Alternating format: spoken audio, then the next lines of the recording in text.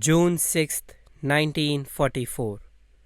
The Nazis had been thoroughly pushed back and siege laid through the border of Vichy France and Allies advance.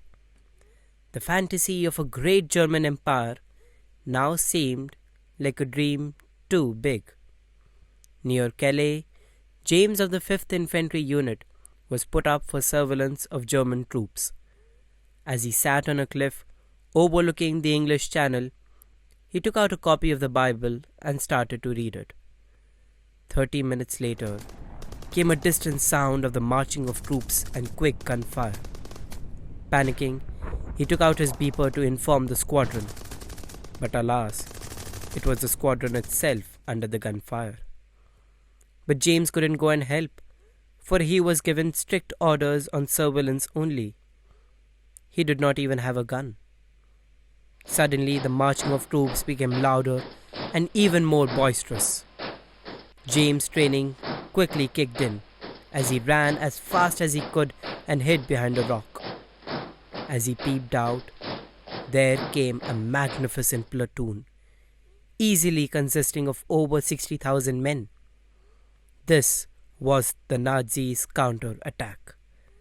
And it soon became understood that this army could easily overwhelm the Allies, and that, in a matter of days, the struggles of recapturing France and the mighty battles won at Utah and Omaha Beach would soon become utterly inconsequential.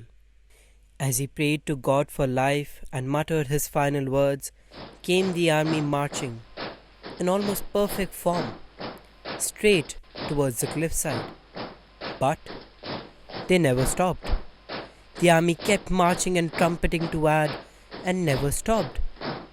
James watched in horror as one by one lines of German troops marched to the end of the cliff and to the end of their life. As the formation kept falling into the sea, he was reminded of the way a river falls down a waterfall, without any hesitation. He quickly sprang up to try and stop them from dying, but kept himself low, the fear of death still lurking in him. Soon there was no one in sight to say, but the vast expanse of beautiful meadows. 2 years later, with the victory of the war, James remembered that the victory was only because of what he saw before his eyes, and telling that story to his fellow men made them think he went crazy.